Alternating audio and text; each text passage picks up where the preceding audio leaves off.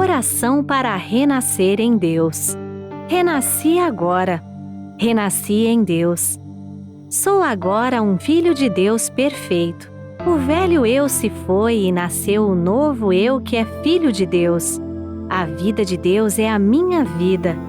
Logo, sou sempre saudável, forte, dinâmico e jamais acontece de eu adoecer, sentir cansaço ou envelhecer.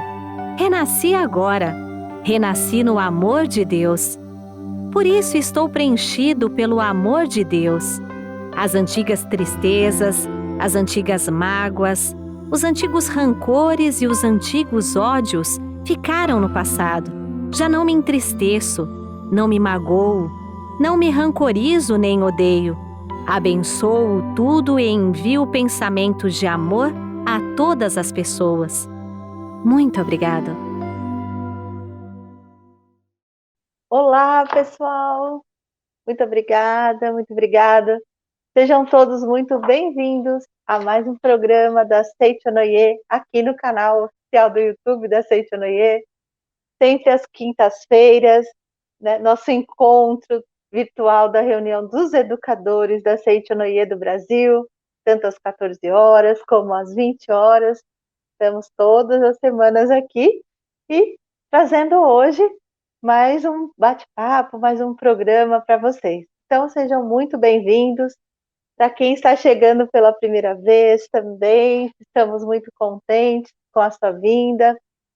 Amigos que nos acompanham semanalmente, muito obrigada. Escrevam aqui no chat para nós de onde você está vindo, de onde você está conosco neste momento, para a gente já ir interagindo.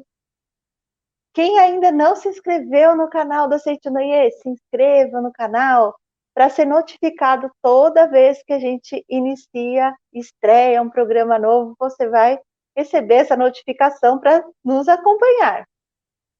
E lembre-se, né, pessoal, deixa o seu joinha, deixa um like aqui embaixo, antes de terminar o programa, para que o YouTube avise mais e mais pessoas sobre os programas da Seichonoye, sobre os programas dos educadores, levando esse estudo para mais pessoas, tá bom? Então vamos lá. Gente, se você tiver no seu celular, deixa o like só no final. Assim você não perde nada, tá bem? Então vamos iniciar o nosso encontro de hoje. Nós temos aqui trazido temas atuais, temas importantes, e hoje é também um tema desses, né? É a gratidão para superar a dor do luto. Um tema tão importante, e traremos aqui uma convidada para que a gente faça um bate-papo mais aprofundado sobre esse tema. Então estará agora conosco a psicóloga Joeli Helena Rossito Bento. Seja bem-vinda, Joeli.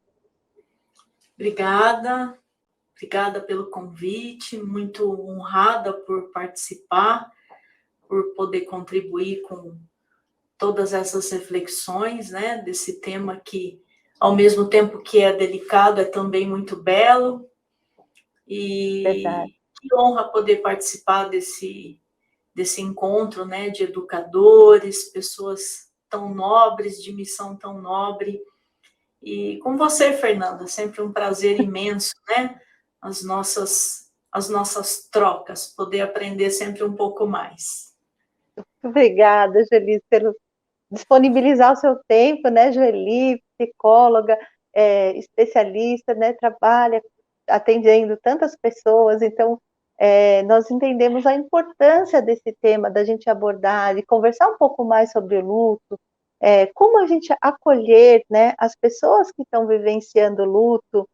Então nós gostaríamos assim de ouvir um pouco a respeito disso, como é que você poderia nos orientar, né, como tem sentido isso assim através dos atendimentos, assim tão pertinho, né, trazer um pouco para nós assim até de orientação de como a gente ir acolhendo também, né, essa questão tão importante que desde 2020, desde o início da pandemia, a gente tem se deparado mais não, a gente sempre se deparou, mas com, vamos dizer assim, com mais intensidade, né, a lidar com essa questão do luto, né, do enfrentamento, entre aspas, esse enfrentamento do luto. Sim, realmente, eu percebo que algo que vem se modificando ao longo dos anos, né?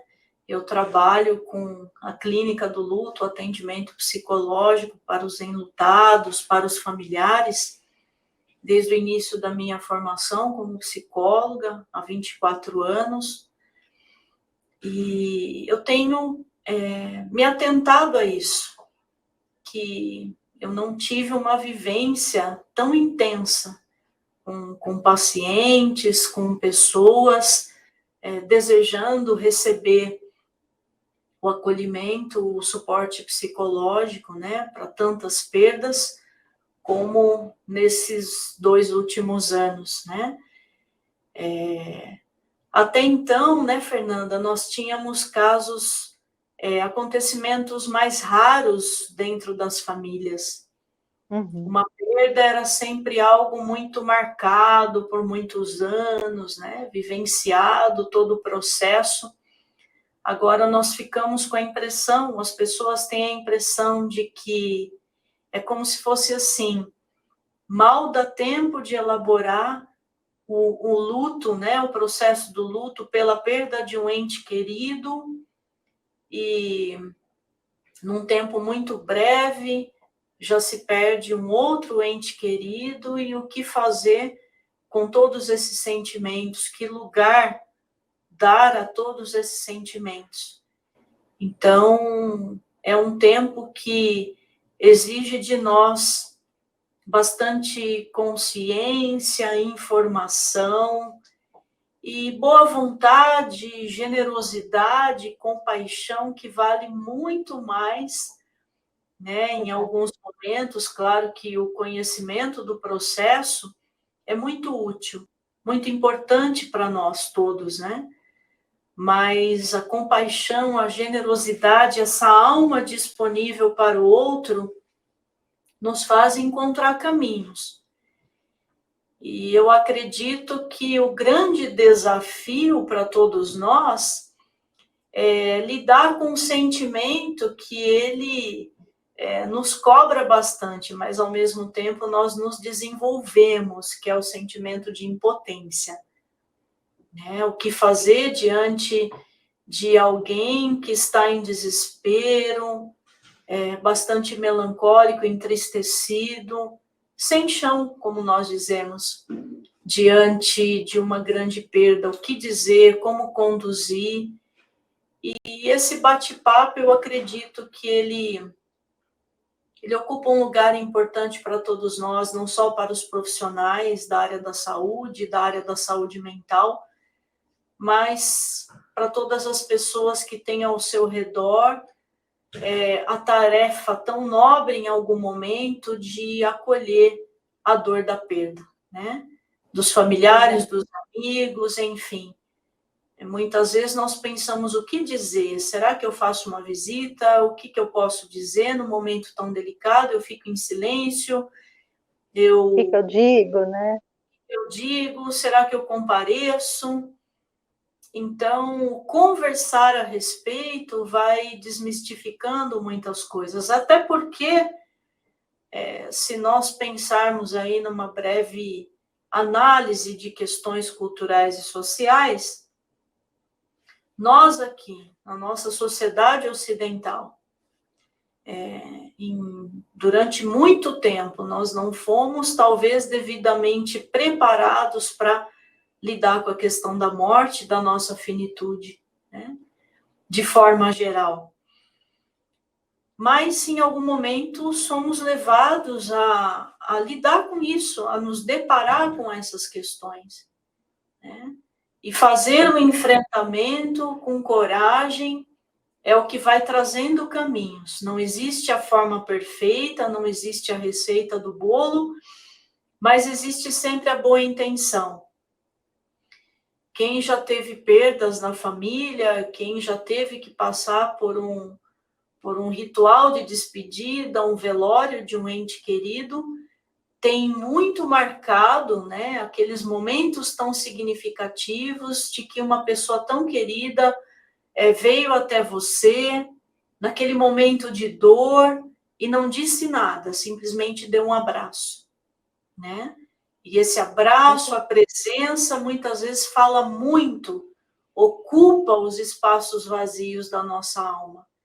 Mas é aquela presença de fato, é aquela presença que não comunica verbalmente, mas que diz: estou com você nesse momento, conta comigo, estou aqui, estou entendendo a sua dor, acolho a tua dor, ou seja, autoriza a dor, né?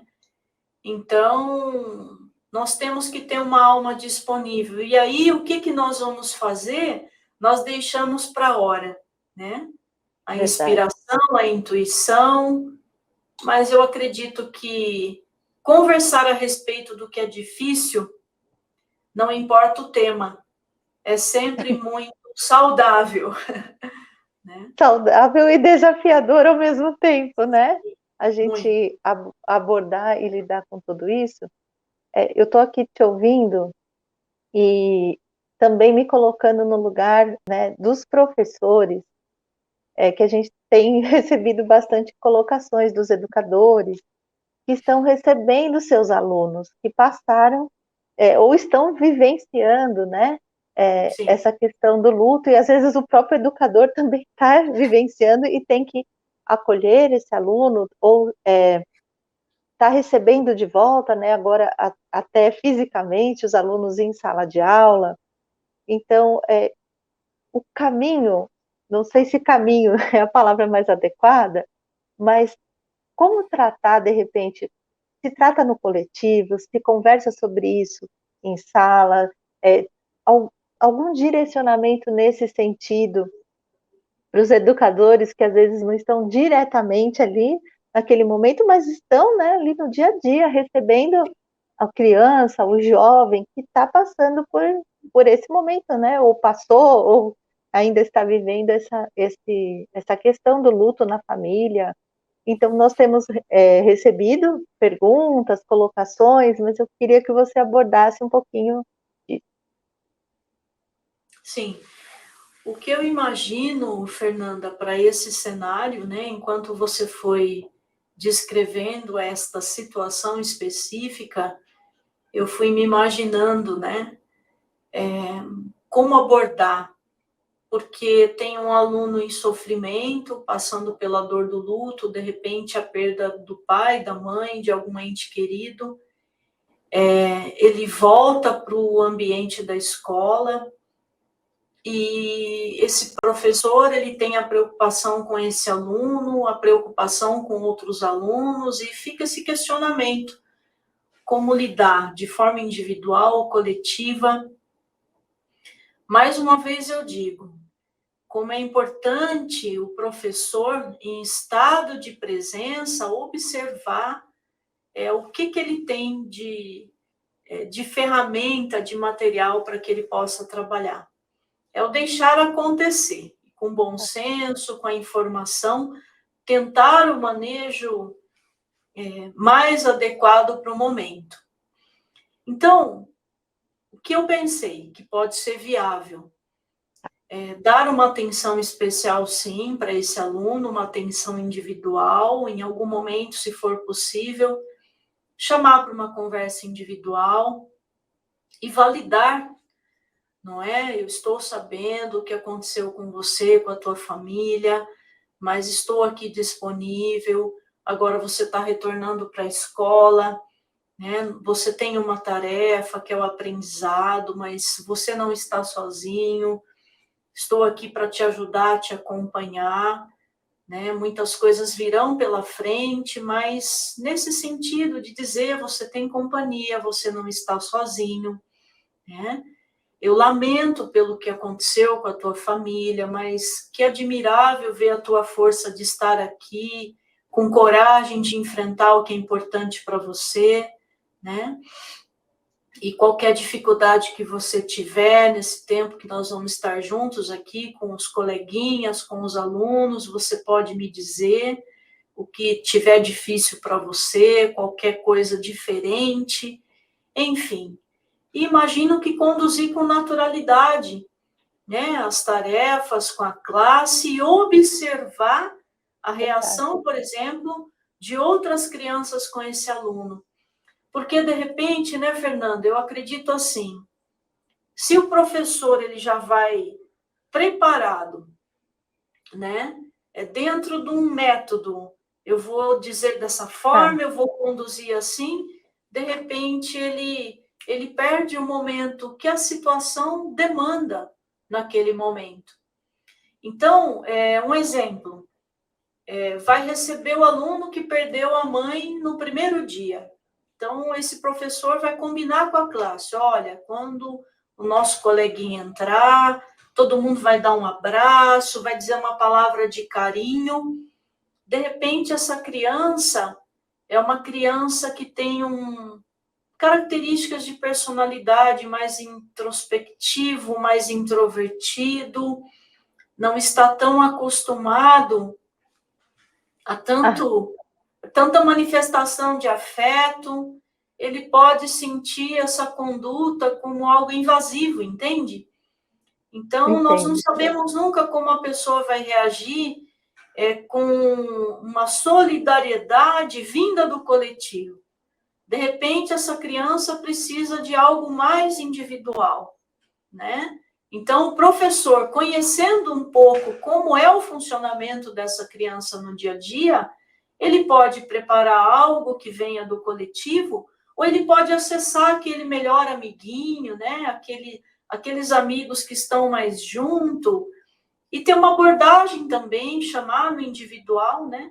E ter uma abordagem com esses amigos. Olha, nós vamos receber o amigo de vocês, ele precisa de uma atenção especial, estejam disponíveis, façam companhia, né? Vou contar com a ajuda de vocês por esses dias, com esse apoio. Então, de repente se espera uma criança que está muito entristecida, em desespero, mas de repente essa criança chega mais inteira, mais fortalecida, até porque nós precisamos pensar nas etapas da vivência desse luto, que num primeiro momento a criança ela está mais sob efeito, vamos pensar, de uma anestesia, né? Num estado de entorpecimento, não se deu conta ainda totalmente dessa nova realidade, da ausência do pai, da mãe ou do ente querido, porque isso faz parte do trabalho psicológico do luto. Então, se as pessoas se manifestam com muita solidariedade, parece que aquilo fica desencaixado. Entendi. Né? Tem que ou parece sentir, que você está né? pegando a pessoa e forçando uma situação que ainda não é momento dela vivenciar. Né? Ela está sob algumas defesas e que são necessárias. Eu me lembro que uma vez uma colega psicóloga, ela ia conduzir o trabalho com uma criança que havia perdido o pai num acidente de carro, e ela disse, né, a criança vem para o atendimento, para as sessões, mas não fala nada do pai. Eu devo tocar no assunto sobre o que aconteceu? Então, naquele momento, eu disse, olha, eu não tocaria no assunto, deixa a criança à vontade, porque vai surgir, essa demanda vai surgir.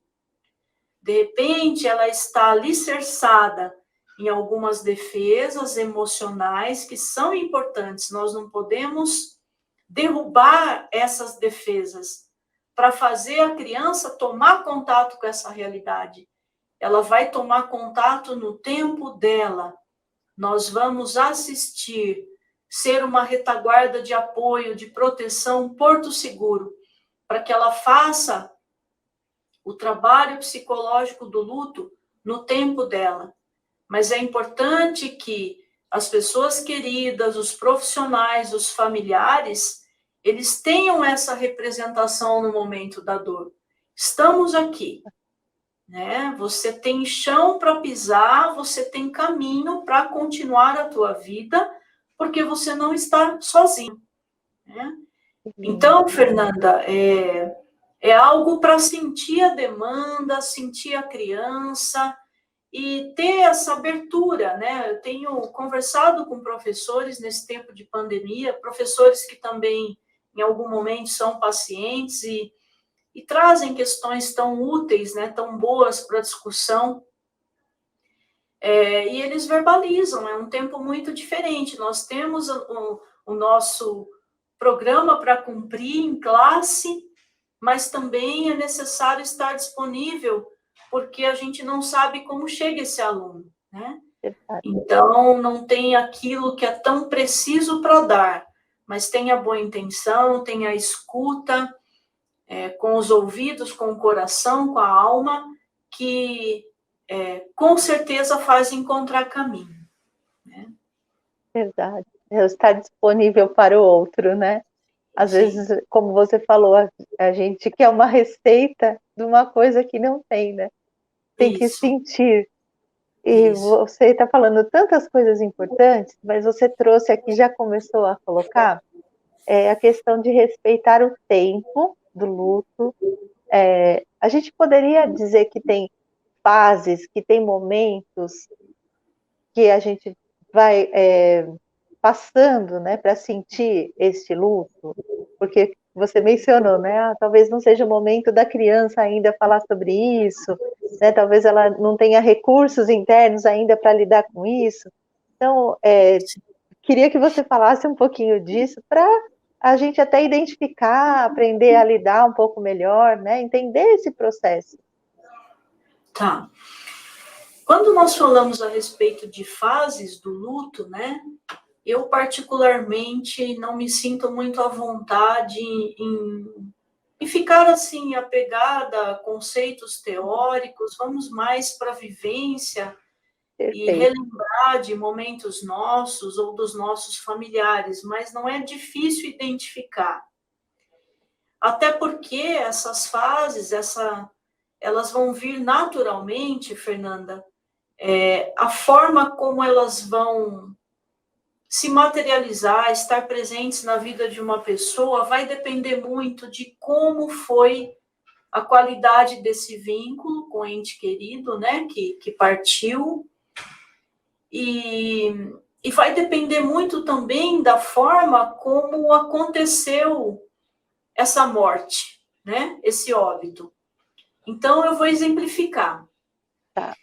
Se esse ente querido, por exemplo, estava doente há um bom tempo, ou um tempo significativo, adoeceu gravemente, veja, os familiares, né, eles vão abrindo espaço dentro da alma para a possibilidade da perda.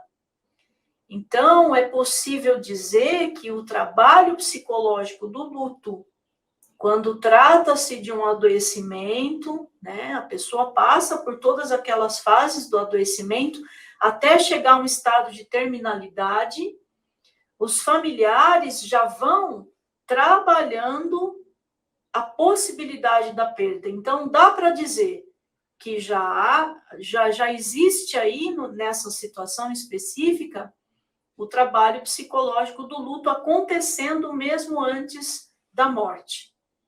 Esse conceito é chamado de luto antecipatório. Né? É então, como se a gente já fosse se preparando para aquilo.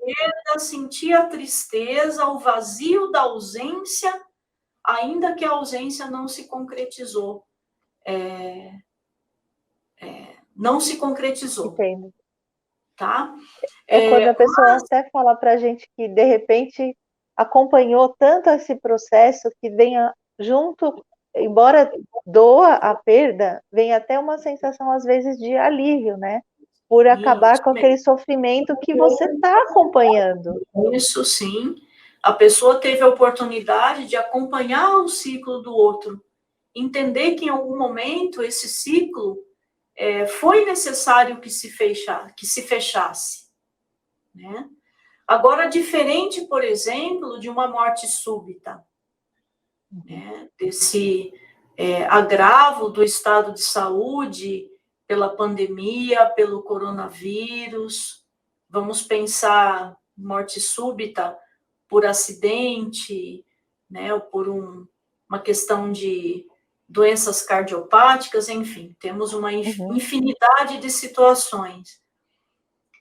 Então, até no momento aqui anterior, muito perto, horas antes, a pessoa estava aqui, de repente começou a passar mal, foi para o hospital e não voltou mais para casa, né? Então, nós pensamos assim, foi rápido demais, mas a questão não é que é rápido ou demorado, é o tempo em que as coisas acontecem e que, na verdade, fica essa sensação desencaixada. Eu não me preparei para essa perda, eu não me preparei para esse evento tão difícil, né? Traumático, muitas vezes. Então, assim, se foi uma questão de morte súbita, né, um tempo muito reduzido de preparo para o ente querido, então, a primeira fase do luto é essa fase que eu descrevi. Uma fase que se prolonga um pouquinho mais, essa sensação de entorpecimento. Eu sei o que aconteceu. Eu participei do velório, do sepultamento, desse ritual de despedida, que é o velório, que é tão importante. Mas tem momentos que eu sinto que a pessoa vai voltar, vai entrar em casa, está fazendo uma viagem, eu chamo pelo nome sem querer. Então, isso caracteriza o quê? Que o nosso inconsciente, a nossa mente inconsciente, para o nosso inconsciente, o tempo do luto, ele se processa de uma outra forma. Dá para dizer, então, que essa mente consciente que está agora acordada, conversando, ouvindo aqui sobre esse tema, né, sabe que a morte aconteceu. Mas essa nossa mente mais profunda, ela demora um tempo a mais para digerir, para processar esta verdade. Então, a pessoa, ela vai tomando contato, as pessoas vão dizendo, vão se manifestando em solidariedade, os dias vão passando, começa a chegar a saudade, e de repente, vamos pensar aí, num tempo de 2 meses, 3 meses, né? Isso não tem um tempo exato, mas é um tempo provável em que nós usamos esse ditado popular que talvez os adolescentes hoje não entendem, que é eu dizer, a ficha cai, né? A nossa época tinha o orelhão. A ficha caía. A ficha caía, a gente conseguia falar, se comunicar. Mas é esse tempo de tomar contato concreto com essa verdade. Aconteceu, a morte irreversível não volta mais, é nunca mais, né? Então, até o inconsciente se dar conta dessa verdade, a pessoa oscila. Oscila até mesmo nos sentimentos. Tem hora que vem muito choro, muita tristeza, daqui a pouco está muito inteiro, tranquilo, continua a vida, e essa oscilação chateia a pessoa, faz a pessoa sentir que essas sensações ruins nunca vão ficar resolvidas, né? Agora, entendam que se já houve o luto antecipatório antes mesmo da morte, o tempo de resolução do luto, e também vai depender de como foi o vínculo, ele se processa com menos oscilações, né? Aquilo tem mais lugar, tem um encaixe melhor na resolução desse processo. Entendi. Você diria que... Não, nem você diria, mas quando... Então, esse desencaixe, esse sentir, essa oscilação, isso tudo é natural, né? Para lidar, para a gente elaborar essa perda, aprender a lidar com a situação. Quando é que, às vezes, as pessoas nos perguntam, e acredito que muito para você, né? Quando que eu tenho que eu, enquanto observador, né? A pessoa que está acompanhando o enlutado, que está vendo, está acompanhando um amigo, um aluno, um outro familiar que está passando pelo luto, quando é que eu tenho que, entre aspas, né, começar a me preocupar com o comportamento dele no enfrentamento desse luto? eu quero dizer, como é que eu vou perceber, eu aqui, Fernanda, estou observando, mas quando é que isso é natural, está no tempo dele, ou, poxa, agora eu já tenho que começar a me preocupar porque está muito longo, está se prolongando, a pessoa está deprimida, né? Às vezes a gente fica até nessa confusão, às vezes a pessoa está vivenciando a tristeza mesmo, e falam para a gente, nossa, ele está deprimido. Não, ele está triste porque ele está vivenciando aquele momento, e isso é natural. E num outro momento, poxa, agora já temos que cuidar, olhar com outros olhos, é o momento da pessoa, né, sair desse estado. Então eu sei que é muito relativo, né, muito tênue isso, mas como que você poderia dizer para a gente, assim, quando é que, né, a gente tem que começar a ficar de olho e pensar se tem que tomar algumas medidas, né, encaminhar, às vezes, para o acompanhamento terapêutico, enfim. Tá certo, muito boa pergunta. Tá. A questão é que o que significa o luto? Acho que é importante começar pensando um pouquinho nessa definição. O luto não é uma doença emocional, é uma reação emocional que vem a partir do rompimento de um vínculo afetivo, de um vínculo de significado. Portanto, com entes queridos, né? Também com situações, o vínculo que se fez com tal empresa durante o tempo de trabalho, a carreira profissional, a perda de um animal de estimação, né? Então, o luto, ele é uma reação emocional e é um processo. Portanto, que todo processo nós imaginamos que tem começo e tem um tempo para terminar. Os estudiosos desse assunto, eles vão dizer, né, os teóricos, que o tempo do luto é o tempo natural dessa elaboração do processo do luto, pode durar de 6 meses a 1 ano. Né? Então, assim, apressar esse processo depende muito da ansiedade e a preocupação de quem está acompanhando. E aí, Fernanda, como nós falamos de uma reação emocional a partir de uma perda, dependendo do impacto que a pessoa foi submetida à morte súbita, o luto ele tem uma implicação emocional e também tem uma implicação física. Né? O estado de enlutamento também traz sintomas físicos. Então, vamos lá, pontuar alguns, né? É importante observar se o ente querido está dentro desse quadro. Os sintomas físicos, há uma alteração, por exemplo, do apetite, alteração do sono, a pessoa pode ter taquicardia, dores pelo corpo, dor de cabeça, um estado de agitação, né, no corpo, enfim, um estado de fadiga, deita para dormir, dorme e acorda com a sensação que não descansou, uma fadiga que se prolonga, né? São alguns sintomas físicos que são decorrentes do processo do luto.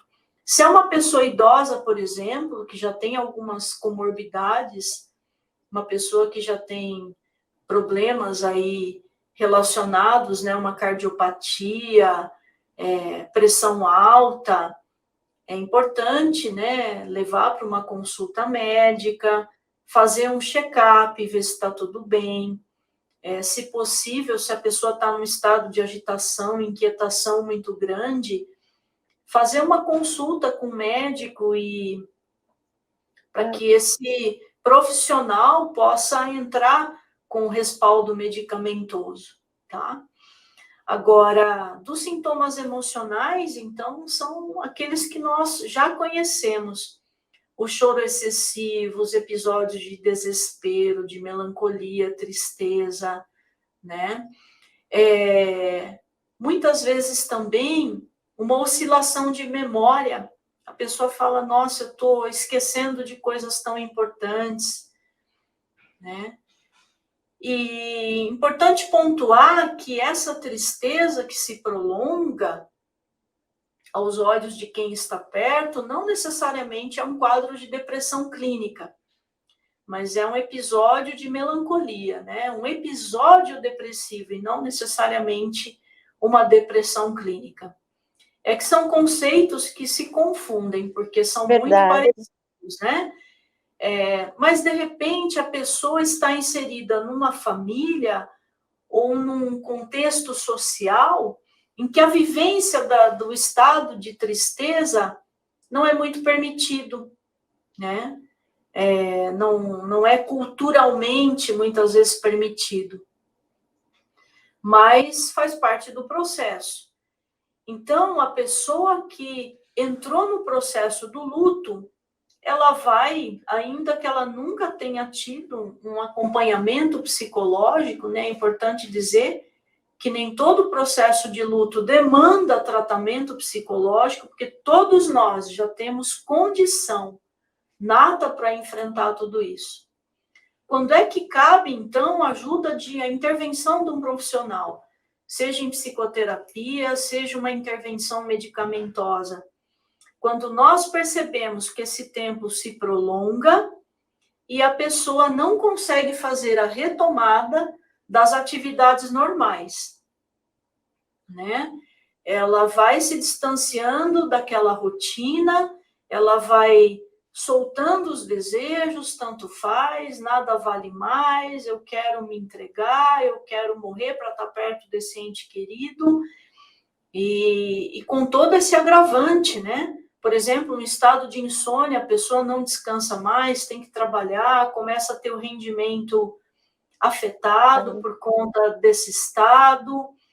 Então, mas o que é muito delicado para quem está acompanhando é esperar esse tempo, né? Não dá para que na semana seguinte ou dali 15 dias você vê a pessoa inteira como estava, né? Dentro da sua plena consciência, na plenitude das suas escolhas diante da vida, não, porque tem uma alma batida. Então, dar esse espaço, e é interessante que o enlutado, ele tem muita necessidade de falar do ente querido, falar da situação, como é importante ter pessoas ao redor com uma boa escuta, e às vezes não tem muita paciência.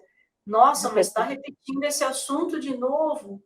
De novo, você já falou isso, você já contou isso 3 vezes. Todos os detalhes, tantas vezes, mas é como a criança que precisa assistir o mesmo desenho várias vezes. Ela está tentando dar conta daquele significado, né? Então, acolher uma pessoa enlutada é abrir espaço para que ela se manifeste com naturalidade. Pode chorar, pode ficar triste, pode falar repetidas vezes, mas o importante é lembrar que também é preciso reagir. Eu choro, eu fico triste, mas eu preciso ter uma linha que me conecta com a vida, né? Que me faz reagir, que me faz lembrar das coisas boas que restaram aqui, que eu ainda posso ressignificar para uma melhor continuidade, né, do dia a dia. Então, novamente eu digo, tem que ter uma alma disponível para observar.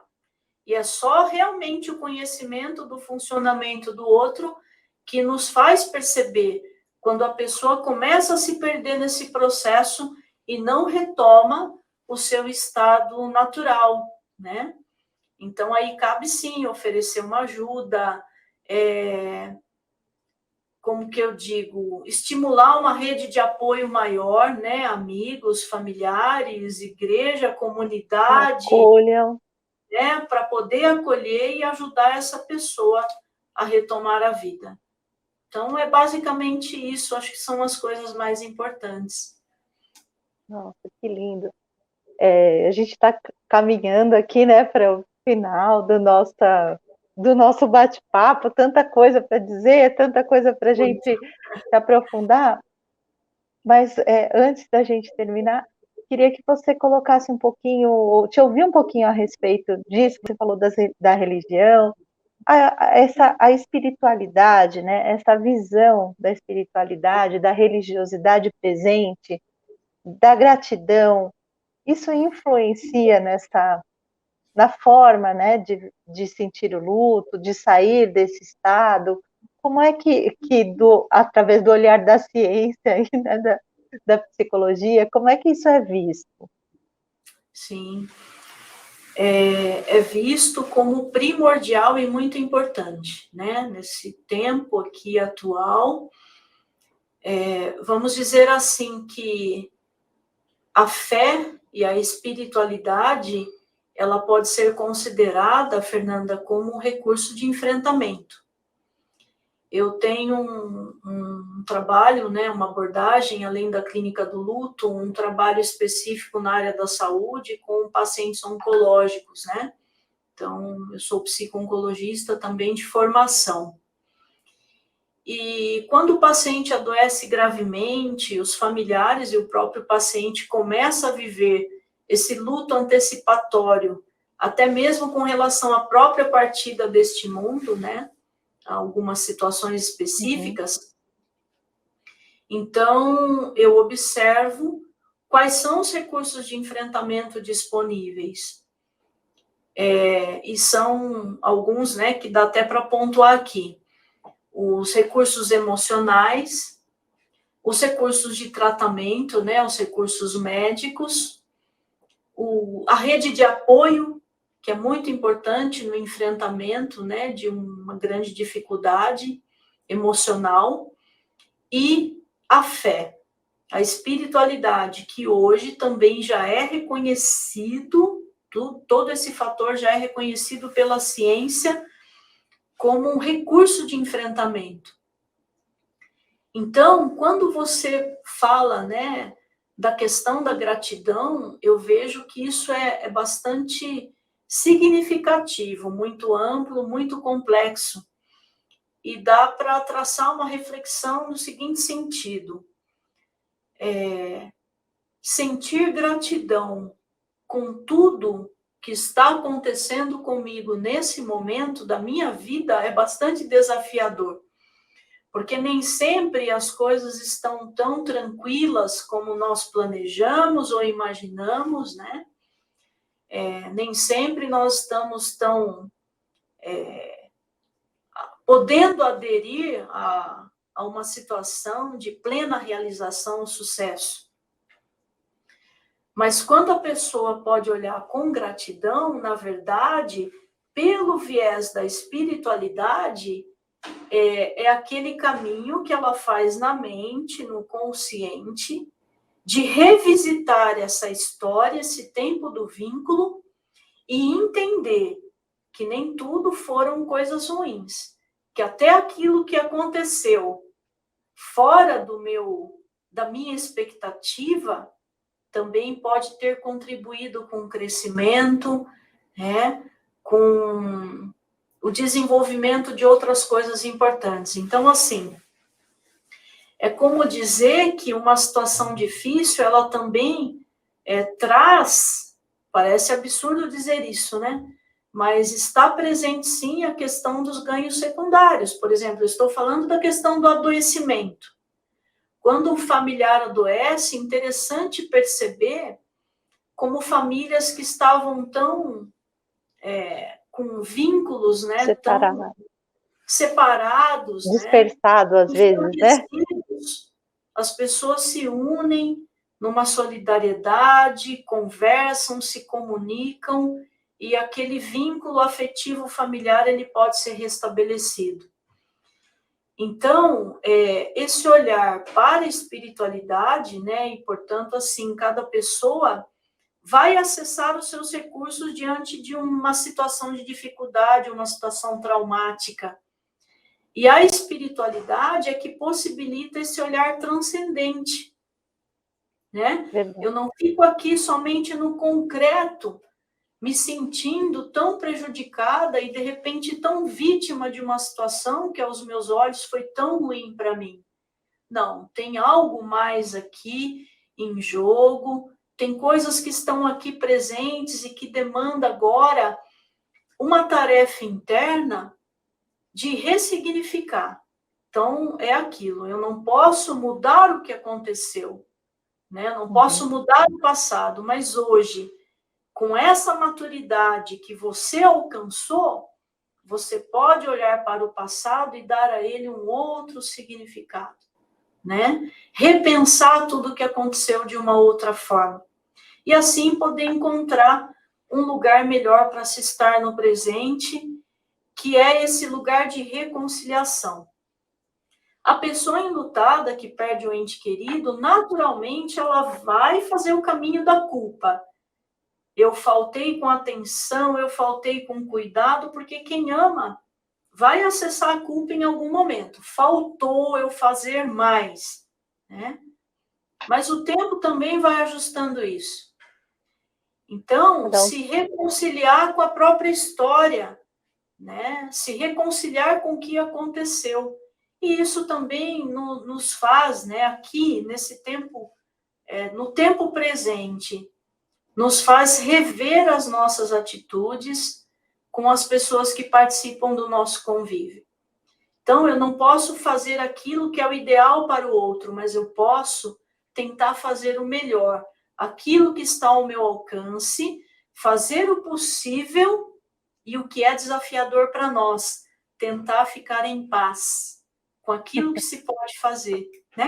Se você entendeu que você foi buscar dentro de você o melhor acolhimento, a melhor atenção, o melhor suprimento das necessidades do outro, a tarefa mais desafiadora para a nossa alma é conseguir acessar a paz, né?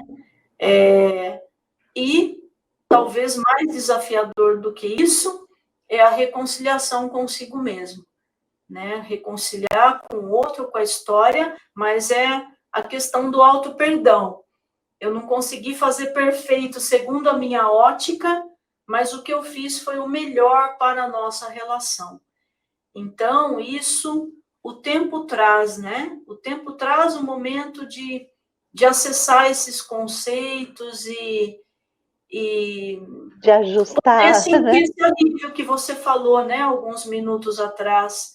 Tem situações, sim, que os entes queridos se sentem aliviados com a partida de outra pessoa. E, às vezes, quando vem o alívio, vem logo em seguida a culpa, né? Como é que eu estou me sentindo assim, né? Porque é uma situação que se resolveu. Como é difícil você ver uma pessoa dentro de uma situação que se cronifica e não se resolve, né? Então, o luto ele está autorizado, a tristeza está autorizada, assim como também o se conectar com a vida novamente né, aquilo que está reservado para nós, a continuidade. Tem pacientes, por exemplo, que falam, eu não devia ter pintado as unhas, né? Meu marido faleceu há tão pouco tempo, eu não devia passar maquiagem, não devia tomar aquele sorvete. Ou seja, deveria sim, porque é uma forma de homenagear uma boa história, estar bem, né? Se esforçar para se conectar com aquilo que está reservado para nós, entender qual é o recado da vida. O que está reservado para mim neste momento é a vida, é me conectar com a vida, interagir com a vida e com tudo que tem de bom para mim nesse momento. Acontece que muitos processos de luto não são franqueados pela sociedade ou pela cultura, né? O luto adiado, não posso olhar para isso, não vou sofrer, não vou chorar, porque eu não posso desabar.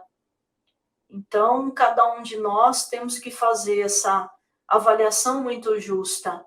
Eu preciso prestar a minha homenagem, eu preciso dar lugar para essa dor, porque é só dessa forma que eu posso continuar do jeito mais sensato possível a interagir com o que está reservado para mim, que é a vida. né? É Que isso. lindo. Nossa, Joeli, muito, muito obrigada. Eu sei que tem mais para a gente falar. Vamos trazer você mais vezes, vamos falar mais Obrigada. temas, vamos explorar. A Joeli, gente, é uma pessoa extremamente, como vocês estão vendo, generosa. Ela está aqui no intervalo do trabalho, aprofundando esse estudo conosco. Então, Joeli, sem palavras para agradecer o seu amor, a sua dedicação, né, em colaborar conosco, com todas as pessoas, né, que estão vivenciando esse momento, trazendo informação, mas trazendo esse acolhimento para nós. Muito, muito obrigada em nome da Superintendência, dos educadores, em nome da Seitonoia do Brasil. Nossa gratidão. Muito obrigada, querida. Muito obrigada, Fernanda, pela oportunidade, né, tão rica, o privilégio de participar desse trabalho com pessoas tão nobres, né, de missão tão nobre. E acho que a grande mensagem que fica para nós é continuar, né, sabendo que não estamos sozinhos. Podemos contar uns com os outros, né, e é sempre um tempo muito rico de aprendizado. Ter uma alma aberta para os aprendizados nos faz achar saídas, né? Então, eu quero deixar a todos aí a minha gratidão, o meu desejo de que cada um encontre o seu verdadeiro significado diante dessa vida, que possam retomar as atividades, né? E estar realmente em estado de presença, porque é isso que nos conecta com o outro da melhor forma. Obrigado, viu, pela sua docilidade, né, que me alimentou nesse dia. Obrigado. Eu que agradeço. Obrigada, Joeli. Obrigada. Pessoal, fica à vontade, viu, Joeli? Eu sei que a Joeli está aqui no intervalo, fica aqui conosco. Eu vou, talvez o pessoal que esteja aí em casa esteja se perguntando da gente falar desta maneira sobre a morte, né, sobre vivenciar, e quanto a gente fala tanto de vida, mas eu queria pontuar, né, antes da gente encerrar aqui o nosso estudo, é justamente essa questão, que é a efemeridade do corpo físico, né, do nosso viver aqui nesse espaço de tempo, né, linear, que uma hora nós estamos aqui vivenciando a experiência humana, e essa experiência uma hora tem fim. E a gente lidar com isso, é, é, a gente tem que, como diz a Julie, se autorizar a vivenciar isso, a lidar com essa separação, com a saudade, a organizar todos esses sentimentos. Então, quando a gente afirma, gente, a vida não morre, a vida que habita dentro de nós não morre, né? A vida que habita este corpo carnal, ela continua. E isso nos alimenta. Então, a inversão da gente pensar que, de repente, somos um corpo que tem vida, é o contrário, a vida que agora está habitando este corpo físico. Isso nos alimenta, né, nos ajuda a entender, a superar, a passar por esse momento, que não quer dizer que a gente não vai sentir a falta, a ausência daquela presença física, né? E como a Julie disse, isso está autorizado. O importante é a gente aprender a lidar com esses sentimentos, mas sempre trazendo, né, dentro de nós o que nós estamos aprendendo aqui com o ensinamento da Seicho Noye, de que a vida, essa vida é indestrutível e é imortal. Esta vida, ora, habita aqui, no meu caso, o corpo de Fernanda, neste momento. E esta vida material, ela tem um tempo, porque ela vive aqui nesse mundo de tempo e espaço, o corpo, né? Mas a nossa vida transcende esse tempo de corpo e espaço. Então, isso é importante a gente estar sempre vivenciando através do ensinamento, através das 3 práticas, religiosos importantes da Seichonoye, que é o estudo das palavras, da verdade, a meditação Shinsokan, para que a gente sinta vibrar dentro de nós esta vida, né? Que é a vida de Deus, que habita dentro de mim, que habita dentro de cada um de nós, que tem esta vida que tem a existência verdadeira. E essa escuta, né, este acolhimento que a Joeli colocou tão bem, essa importância, esse estar disponível para o outro, é a prática do ato de amor, é expressar o amor de Deus, né, é o estender a mão, ao estender a mão à pessoa, acolher a pessoa, a gente está vivenciando a prática do amor. Inclusive, até para nós, que quando vivenciamos, né, um momento de dor, a prática do amor, da doação, vai tirando a gente também desse estado, de repente, de sofrimento e de dor. Então, quero deixar aqui estas palavras, né, essa reflexão sobre para que a gente esteja sempre praticando o ensinamento, vivenciando, porque para que a gente sempre se lembre, né, de que não somos seres materiais, e sim seres espirituais neste momento vestido de matéria. Eu vou convidá-los agora a acompanhar com uma oração do professor Masaharu Taniguchi, que está no livro A Sutra Sagrada, A Verdade em Orações, na página da minha edição, na página... Ixi, nem olhei qual é a edição para falar para os senhores, né? Deixa eu ver aqui. O meu livro é bem antigo, gente. É a 26ª edição. Foi um dos primeiros livros que eu adquiri, né? E ele está aqui comigo todo marcadinho. Então, a Sutra Sagrada, Verdade em Orações, página 187, é a oração para conscientizar o corpo verdadeiro, que é indestrutível. Vou pedir, então, para que acompanhem a oração. Deus é a única existência verdadeira. Deus é o único Criador. Deus é o bem. É impossível que do bem surja o mal. Portanto, todas as existências criadas por Deus são bem. Como tudo é bem, não é viável a existência do mal. A doença não existe porque é o mal. O pecado não existe porque é o mal. Tudo que ocasione o mal e os karmas maléficos não são existências verdadeiras. Se eles parecem existir, isso não passa de um sonho.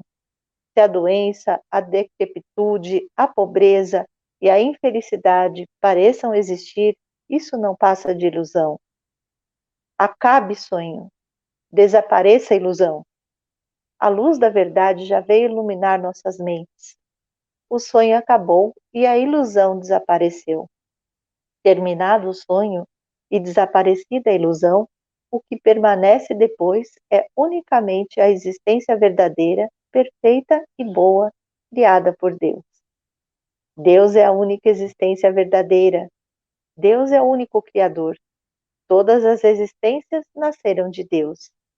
E o que mantém todos os seres e todas as coisas na forma como são, e é a sabedoria de Deus, que está à retaguarda deles, é segundo a sabedoria de Deus que todos os seres e todas as coisas são projetados, dispostos ordenadamente, mantidos em harmonia e têm preservadas suas existências. O projetista de todos os seres e todas as coisas é a sabedoria de Deus único. E como na sabedoria de Deus não há imperfeições, insuficiências ou contradições, todos os seres e todas as coisas do mundo criado por Deus estão em perfeita harmonia, não sendo possível haver dissensões, lutas ou explorações recíprocas. Não há conflito entre nações. Todos os povos se confraternizam. Os indivíduos, vendo em seus semelhantes a imagem verdadeira de Filho de Deus, respeitam-se uns aos outros sem discriminação de raça ou cor. As famílias vivem em harmonia e não existe nenhuma inveja nenhum ódio, nenhuma ira. Neste momento, contemplando o aspecto real do ser, vejo que a vida de todos os seres vivos existentes, inclusive a de qualquer micro-organismo, vem de Deus. Assim sendo, mesmo os micro-organismos já possuem a vida, são criaturas de Deus. Então, é impossível que qualquer vírus, bacilo, fungo ou protozoário ataque o ser humano e lhe causem doenças. Porque o fato do ser humano ser atacado por micro-organismos e contrair doenças não passa de sonho e de ilusão. Acabe sonho, desapareça ilusão, desperte, conscientizamos que somos dotados de corpo verdadeiro, eternamente inadoecível, não envelhecível e indestrutível. O homem, sendo filho de Deus, não é matéria, não é corpo carnal, não é um ser frágil fadado ao envelhecimento e desaparecimento. O homem é corpo búdico, corpo diamantino, corpo indestrutível, corpo espiritual, corpo sempre jovem e corpo imortal. Daqui por diante, não haverá envelhecer, não haverá adoecer, não haverá morrer.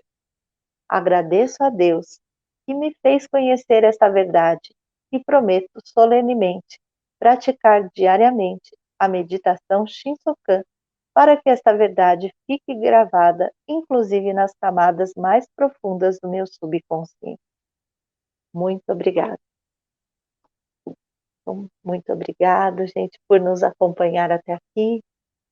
Né? Aqui refletimos bastante durante o estudo de hoje, desde a forma como aqui acolhermos as pessoas que estão vivenciando e com essa oração tão profunda, né?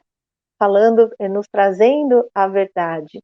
E quero aproveitar, hoje, estamos estreando aqui agora, dia 28 de outubro, próximo ao finados, né? A data de finados. Então vamos aproveitar esse momento, essa data, e lembrar de todos os dias é importante a gente fazer isso, mas especialmente agora nos finados, direcionar o nosso amor, o nosso carinho aos entes que partiram através das cerimônias de gratidão aos nossos antepassados, que vão acontecer nas regionais, vão acontecer perto de você. Então, se informem, participem, lembrando que a oração é sempre uma forma da gente manifestar a gratidão, manifestar o amor, né, de se manter próximo das pessoas que já se encontram no mundo espiritual. Então, gente, assim, encerro aqui o nosso encontro de hoje, nossa reunião. Muito obrigada e até a próxima oportunidade.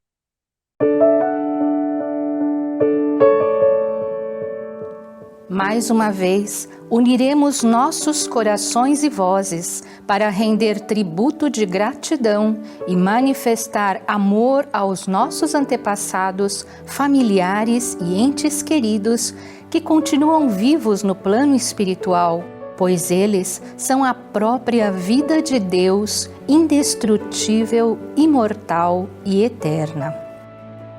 Aproxima-se o dia 2 de novembro, quando teremos a sagrada oportunidade de lermos em conjunto a Sutra Sagrada Chuva de Néctar da Verdade nas cerimônias de finados que em 2021 ocorrerão nas academias de treinamento espiritual da Seichonoye, na sede central da Seichonoye do Brasil e nas regionais e núcleos da Seichonoye em todo o Brasil.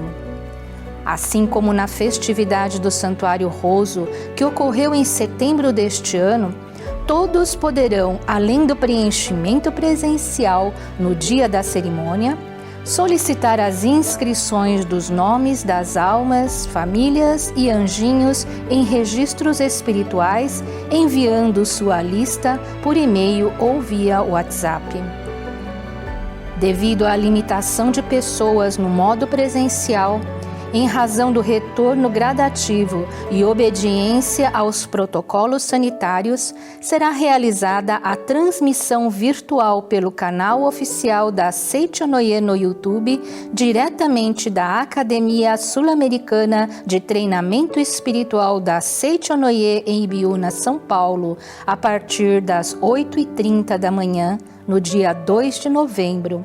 Sendo que às 9 horas teremos a palestra explicativa sobre a cerimônia especial de finados. Para as regionais vinculadas à Academia de Ibiúna, as listas devem ser enviadas para a Superintendência de Ofícios Religiosos da sede central da Seichonoye do Brasil. As demais academias realizarão a cerimônia em memória às almas dos antepassados e também a cerimônia em memória dos povos negros e indígenas que participaram da construção de sua respectiva região. Aqui registramos um recadinho especial para as regionais vinculadas à Academia da Amazônia no Pará. As cerimônias aí serão realizadas no dia 31 de outubro de 2021 e não no dia 2 de novembro. Entre em contato ainda hoje com a regional, núcleo ou associação local para saber como preencher seus registros espirituais. Vale ressaltar que os registros espirituais que serão solicitados e enviados para as cerimônias de finados serão posteriormente encaminhadas para o Santuário Roso e receberão 5 orações diárias até abril de 2023. Para quem deseja enviar seus registros para a cerimônia especial da Academia de Ibiúna, entre em contato pelo telefone 0 operadora 11 50 14 2262 ou pelo WhatsApp 0 operadora 11 50 14 2246 ou ainda pelo e-mail oficiosreligiosos@sni.org.br. Participe acompanhando a transmissão virtual pelo canal oficial da Seichonoye no YouTube a partir das 8h30 da manhã no próximo dia 2 de novembro. E lembre-se, a oração é o maior presente que podemos oferecer aos nossos entes queridos que já se encontram no plano espiritual. Então anote aí. Temos um encontro marcado com a gratidão aos nossos antepassados, familiares e entes queridos falecidos no dia de finados. Muito obrigado.